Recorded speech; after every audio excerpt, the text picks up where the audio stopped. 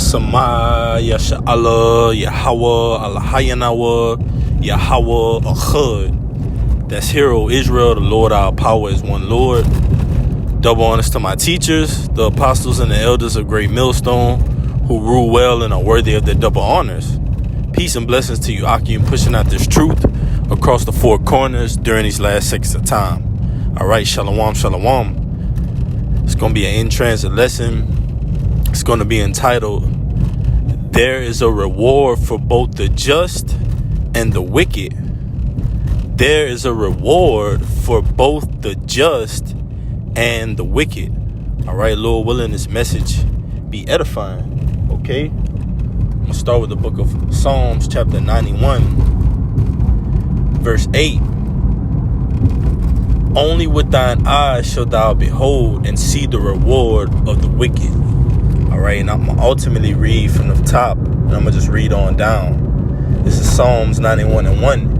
He that dwelleth in the secret place of the Most High shall abide under the shadow of the Almighty. In the secret place of the Most High, whom the word ignorantly identifies as God and ignorantly identifies as Jesus Christ, whose true names are Yahweh, Bahashem, Yahweh Shai.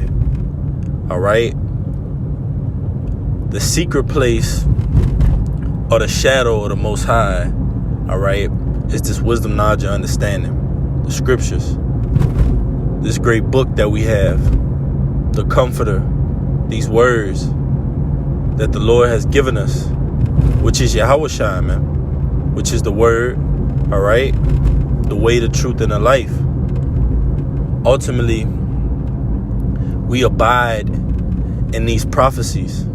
We abide in this heritage that we have, these customs, man, this way of thinking, this way of life.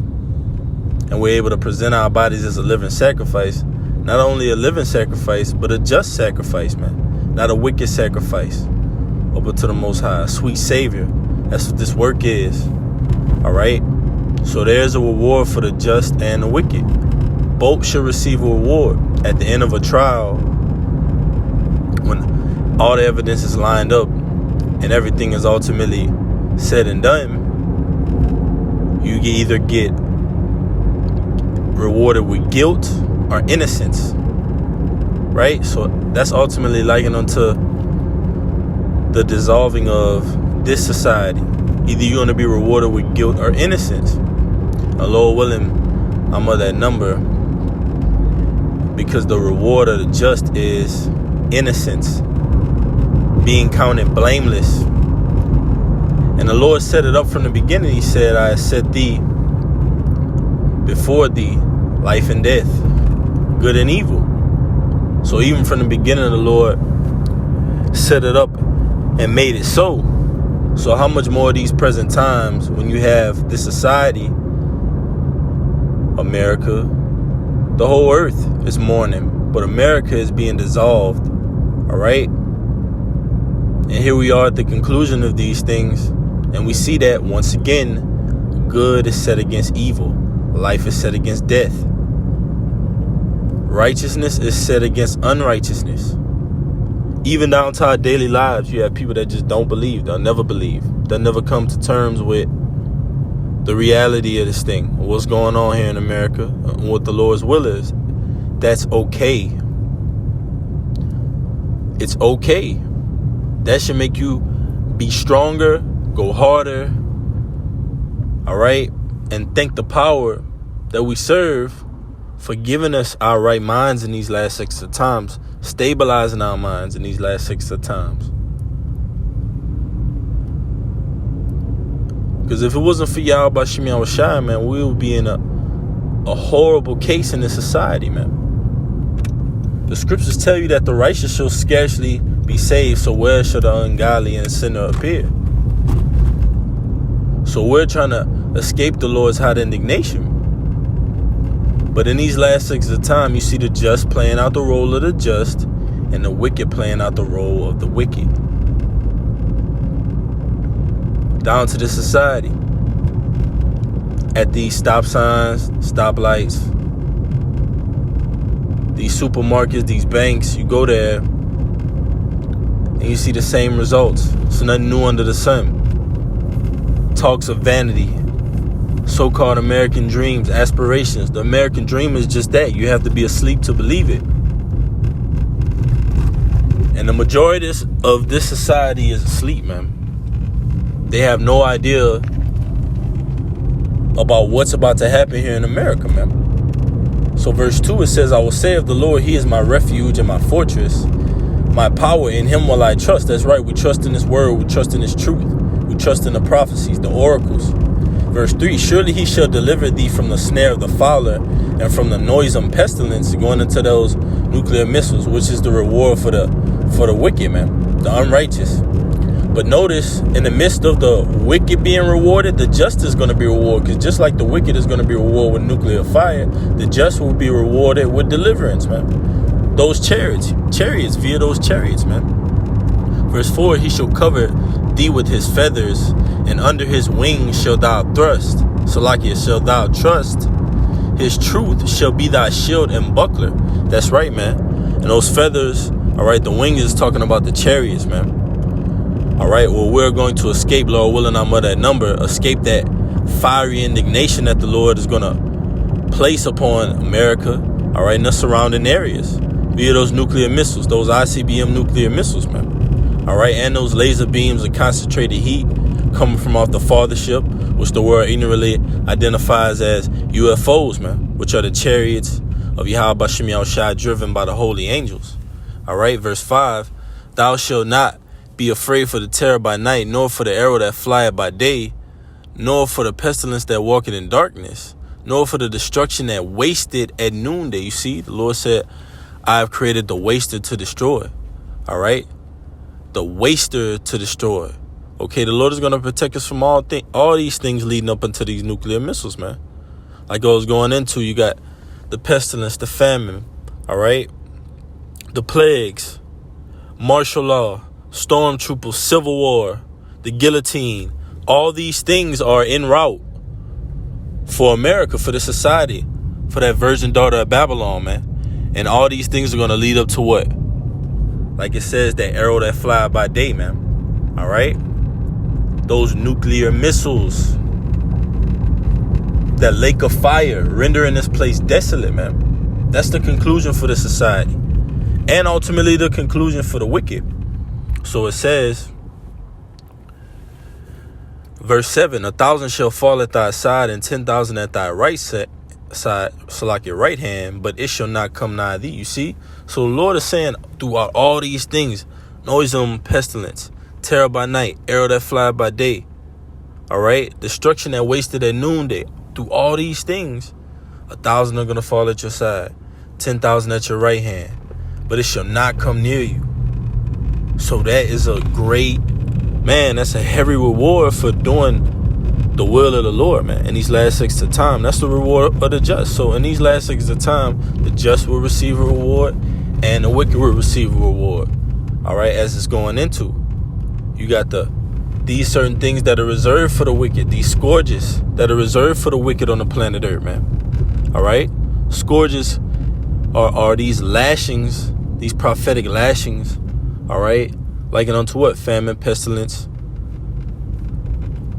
food shortages, extreme, unbearable, oppressive heat, hurricanes, strong tempests, volcanic eruptions, earthquakes. All these things Yahweh Shai spoke of. All right, that will mark the Salakia, that would foretell the coming of our great King, man, Yahweh Shai. All these things were prophesied of. But as it goes into, that's the reward of the wicked, man. Our enemies falling. The society falling, man. So it says, verse 8, only with thine eyes shalt thou behold and see the reward of the wicked, and Lord willing, I'm of that number, man, from the apostle on down to the least of us, man. The elders and apostles and bishops, camp heads, all right? Those that believe, man. The men, women, and children that believe on the planet Earth. They believe that the Lord is going to deliver his children, all right, out of the nation of Israel, his judges, his kings, his priests, all right, his elect. So only with thine eyes shall receive the reward of the wicked. And see this thing, man. See it coming to fruition, the downfall of our enemies, of a perverse nation. This is the book of Daniel. Daniel. This is Daniel chapter 12, verse 10. Many shall be, I'm going to start at 9. And he said, go thy way, Daniel, for the words are closed up and sealed to the time of the end. That's right. And the words are closed up and sealed. And it tells you in Revelation, the 5th chapter, no man, all right, and the earth or in the heavens was able to open that book, except Yahushua, the Lamb that had been slain, man. And through Yahushua, all right, this book is not sealed unto us. We have this wisdom, knowledge, understanding, and we understand and perceive that there's a reward in doing the will of the Lord, calling upon his name, in meekness, temperance, holiness. We believe that there's a reward in it, and we're laboring for that reward. We're laboring to enter into that rest. Daniel 12:10, many shall be purified and made white and tried, but the wicked shall do wickedly, you see. So notice it didn't say the wicked will forsake his way, which the wicked will forsake his way, the wicked that are appointed and chosen to come back to these laws, statutes, and commandments, man. All right? They're going to forsake their way, but the wicked that were born in vain, they're going to continue to do wickedly. Continue to live in a state of mind of this definition right here. It says, ignorance is bliss. If you do not know about something, you do not worry about it. That's the theory of ignorance is bliss. So if you don't know about something, you don't worry about it. Right? So that's the majority of this society. Well, they don't know what's coming down the pipe. What's next en route for the society via plagues, pestilence, famines. So they just don't care. That's totally oblivious, man. Living in an oblivious state of mind. All right? As the scripture says, the days of Noah, that we're eating and drinking, just living in a mirth. And the scriptures tell you that the heart of the wise is in the house of mourning. All right? The heart of fools is in the house of feasting, roughly paraphrasing. So until those nuclear missiles come raining down, you have people that are appointed in the society or the wicked. They're appointed to just keep living in oblivion. All right? What does ignorance is bliss mean? Used to say that a person who does not know about a problem does not worry about it. He never keeps up with the news or cares about the troubles in the world because he believes that ignorance is bliss. Wow. Man, you see? The scriptures tell you, blessed is my servant when I cometh, I find him watching, man. Roughly paraphrasing. All right? So we want to be found so doing. We want to be found on our watch, man. Waiting and anticipating the Lord to deliver us, man. Not living in the ignorance is bliss mindset. So it says, Daniel 12:10, many shall be purified and made white and tried, but the wicked shall do wickedly, and none of the wicked shall understand, but the wise shall understand. That's right, man. The wise shall understand. The wisdom, knowledge, and understanding through these prophecies that speak to us. All right? Through the history of our forefathers anticipating these up and coming times, man, which is the time of Jacob's trouble.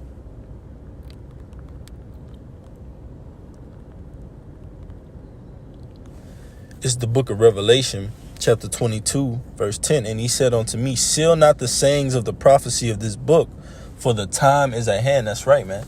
And the time is at hand for these prophecies to speak and not lie. All right? Though it tarry, wait for it. All right? It says, seal not the saying of the prophecy of this book, for the time is at hand. That's right. In this book, the prophecy of this book has not been sealed unto the hopeful elect.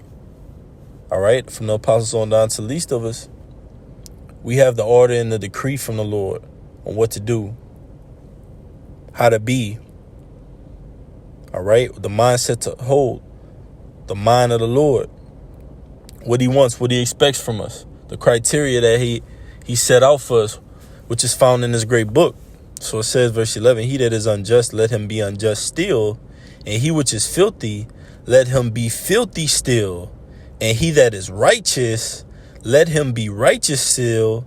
And he that is holy, let him be holy still. So you see, Lord said, he that is unjust, let him be unjust still. If you want to live in ignorance is bliss mindset, Live in that mindset till the flood comes.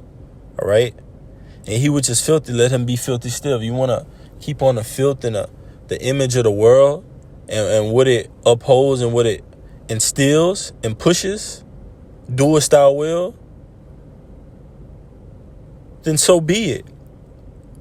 And just as the wicked will continue to do wickedly, the just that have been predestined to do righteously and justly, upright, charity, benevolence, goodwill, communication, all right, temperance, meekness, they're going to continue to doing those things. So it's an order. The Lord has this society in order, man. Even though Babylon is called confusion, the Lord has confused this place, man. And even in that confusion is order. All right. So the Lord says the deceived and deceiver are his. All right. Verse 12, and behold, I come quickly and my reward is with me. So the Lord is coming back to stamp you and say guilty. Or he stamp you and say not guilty. It's no in between, man. Look at the society we live in. It's no in between. You're either guilty or not guilty. Yes or no. Maybe's no gray areas in this society, all right, will get you blotted out, man. So just imagine with the Most High, man. You can't be lukewarm. You have to be just or unjust.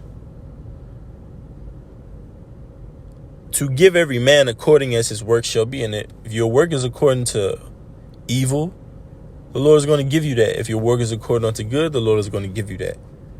So the Lord has made it very clear what he expects out of us.